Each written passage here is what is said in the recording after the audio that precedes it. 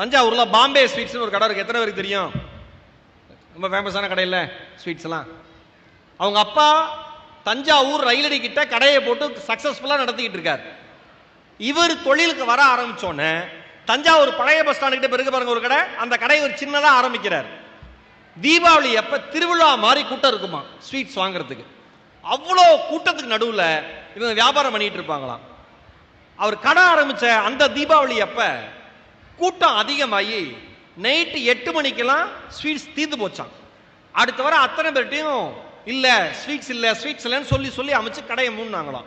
அதனால அடுத்த வருஷம் தீபாவளிக்கு என்ன பண்ணாராம், ஒரு யோசிச்சு ஸ்வீட்ஸை வாங்கி ஏத்திடணும்ட்டு நிறைய ஸ்வீட் போட்டு ஃபுல் ஸ்டாக் ரெடி பண்ணிட்டாங்களாம். வியாபாரம் சும்மா பிச்சுக்கிட்டு போதும். அப்பா வந்து டே வியாபாரம் எப்படி போகுது அப்படின்னு பார்க்கறதுக்காக வந்திருக்காரு. வழி நெடுக கூட்டம் எல்லாம் வாங்கிட்டு இருக்காங்க. அப்படியே ஒரு முறை சுத்தி பார்த்தாராம் அவங்க அப்பா.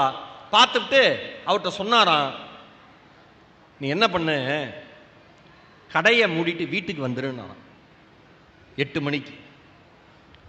இவர் ஒரு மாதிரி அதிர்ச்சி ஆயிட்டாராம். அப்பா என்னப்பா அப்படின்னாராம்.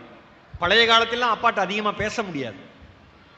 40 வயசை கடந்தவங்களுக்கு 30 வயசை கடந்தவங்களுக்குலாம் தெரியும். அப்பாட்ட அவர் சொன்னா நம்ம கேட்டுக்கணும், ரிசீவ் தான் பண்ணணும். இன்னைக்கு இருக்கிற பசங்க எல்லாருக்கும் சொல்றேன், நீங்க பேசுற மாதிரிலாம் அப்பாட்ட என்னப்பா அப்படிலாம் பேசுனா காது கிழிஞ்சு 5 நிமிஷம் ஆயிருக்கும், வாய் உடஞ்சு 5 நிமிஷம் ஆயிருக்கும், இல்லைன்னா அம்மா சூடு போட்டு 10 நிமிஷம் ஆயிருக்கும். என்ன வேணா சொல்லு, அந்த ஆளை ஏதாவது சொன்ன தொலைச்சு விடுவேங்க அம்மா. அப்படி இருந்துச்சு ஒரு காலத்துல. மனைவி எல்லாம் அப்படி இருந்தாங்க, புருஷனுக்கு சப்போர்ட் பண்ணி. அப்ப புருஷனும் அப்படி இருந்தார், அது வேற விஷயம். கடையை மூட்டு வான்னு சொன்னேன்னாராம். இவருக்கு மனசு பாரமா, இவ்வளவு ஸ்வீட்ஸ் இருக்கு கடையை மூடிட்டு வான்னு சொல்றாருன்னு அப்பா சொல்ல தட்டக்கூடாது அப்படின்னு கடையை மூட்டிட்டு இவர் போயிட்டார். அவங்க பாட்டு வீட்டில் அவங்க பாட்டு வழக்கம் போல திருவிழா கோலமா தீபாவளிலாம் கொண்டாடுறாங்க. அடுத்த நாள் காலையில் போய் கடையை தர அப்படின்ட்டு இவரு கூட வந்தாராம். இவர் வர்றப்ப மார்க்கெட்ல இருக்கிற மற்ற இனிப்பு விற்கிற வியாபாரிகள் அத்தனை பேரும் வந்து, அண்ணே ரொம்ப நன்றினே, அண்ணே ரொம்ப நன்றினே, நீங்க கடையை மூட்டீங்க, எங்க கடையிலாம் சேல்ஸ் நல்லா போச்சு, சூப்பர்ண்ணே, நன்றினேன்னு சொன்னாங்களாம். உடனே அப்பா சொன்னாராம், நேற்று கடையை மூட சொன்னதற்கான காரணம் இதுதான். நீ மட்டும் வாழ வேண்டும் என்று நினைத்தால் கடை வீதியில் நம் கடை ஒருபோதும் இருக்காது. எல்லோரும் வாழ வேண்டும் என்று நினைத்தால் நீயும் நன்றாக இருப்பாய், அவர்களும் நன்றாக இருப்பார்கள்.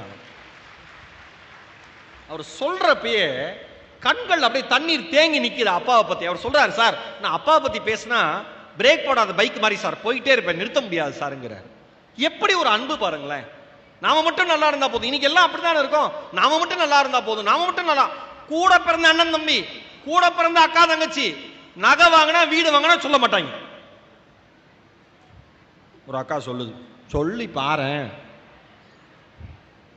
ஏன் சொல்ல, கண்ணு வச்சிருவாங்க. வீடு வாங்கிட்டேன்னு கேள்விப்பட்டேன். அண்ணன் கேட்கிறாரு, தம்பி சொல்றான், கேள்விப்பட்டியா? கேள்விப்பட்டேன், பார்த்தேன், அதை அப்படியே முடிச்சிட்டேன். ஓ, சொத்தின் மீது, பணத்தின் மீது, நகையின் மீது, அதிகாரத்தின் மீது, புகழின் மீது உங்களுக்கு ஆசை வருகிற பொழுதெல்லாம் உங்கள் அன்பு தோற்றுக்கொண்டே இருக்கிறது என்பதை உறுதியாக நம்புங்கள். ஆசைப்படக்கூடாதுன்னு சொல்லல, அன்பை குழி தோண்டி புதைத்து விட்டு வருகிற பணம் ஒருபோதும் உங்களிடம் தங்காது என்பதை முதலில் நம்புங்கள். புரியுதா? வாழ்க்கை அதுதான்.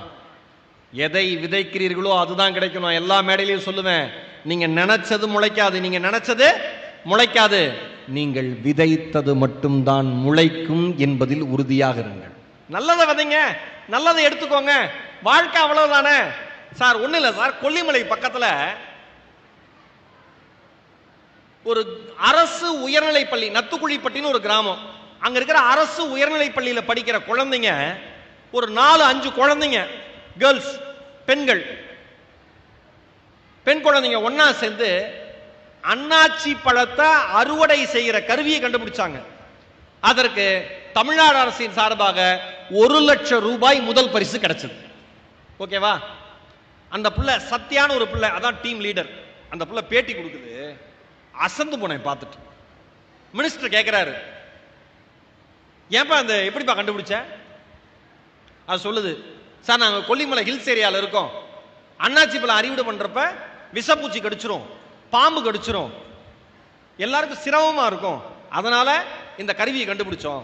எதெல்லாம் வச்சு கண்டுபிடிச்சிங்க? சும்மா 4-5 சாமா அது இதுன்னு வச்சு ஒரு 400-500 ரூபாய்க்கு அந்த ஒரு மிஷினே கண்டுபிடிச்சிருச்சுங்க. எத்தனாவது படிக்கிற குழந்தைங்க? அரசு பள்ளியில் 8ஆம் வகுப்பு படிக்கிற குழந்தைகள்.